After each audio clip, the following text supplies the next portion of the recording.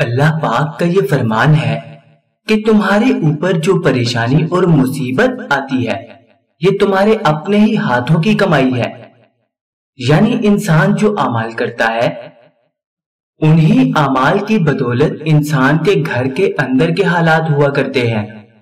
اس حوالے سے حضرت علی رضی اللہ تعالیٰ عنہ کے فرمان سناتے ہیں کہ آپ نے عورتوں کی کون سی عادتوں کے بارے میں فرمایا ہے کہ جو ان کے گھر کو برباد کر دیتی ہیں۔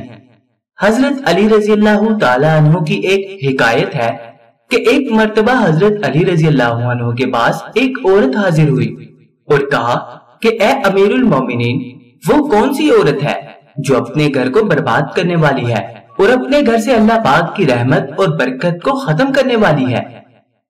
تو آپ نے اس عورت سے فرمایا کہ جس عورت میں یہ ایک عادت موجود ہو تو وہ عورت اپنے گھر کو برباد کر دیتی ہے۔ اس عورت نے پوچھا کہ وہ کون سی عادت ہے؟ اس کے جواب میں حضرت علی کا کیا جواب تھا؟ یہ جواب بڑا ہی طلب غور ہے۔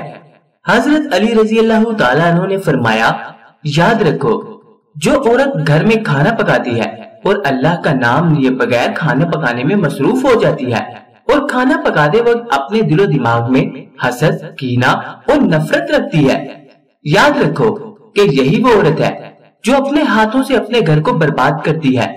یاد رکھنا کہ عورت جب کھانا پکاتی ہے تو اس کے احساسات کا کھانے پر اثر ہوتا ہے، اور یوں حسد، نفرت اور بغض کے ساتھ جو کھانا پکایا جائے تو اس کے اثرات اس پر بھی ہوں گے جو اس کھانے کو کھائے گا۔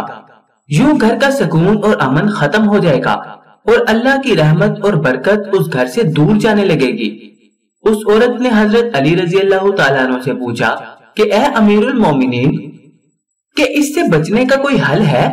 تو آپ نے فرمایا کہ جب بھی کھانا پکانے کے لیے بیٹھو تو اللہ کا نام لے کر پکایا کرو، کیونکہ جس کھانے پر اللہ کا نام لیا جاتا ہے تو اس کھانے سے وہ احساسات اور اثرات دور ہو جاتے ہیں جن سے اس گھر پر پریشانیاں آنی ہوتی ہیں۔ حضرت علی رضی اللہ تعالیٰ عنہ کی اسی حکایت میں یہ بات جان لی کہ حسد، کینہ اور بغض کس قدر بری چیز ہے۔ یاد رہے کہ بری چیز کے اثرات برے ہی ہوا کرتے ہیں۔ دوسری چیز جو اس حکایت سے بیان ہوئی ہے وہ اللہ کے نام کی برکت ہے۔ جب اللہ کا نام کھانے پر پڑھا جاتا ہے تو اس سے اللہ کھانے پر برکت ڈالتا ہے اور اس سے نقصانات بھی اٹھا لیتا ہے۔ یاد رہے کہ حدیث نبوی صلی اللہ علیہ وسلم میں بھی حسد اور کینہ کی سخت ممانعت فرمائی گئی ہے۔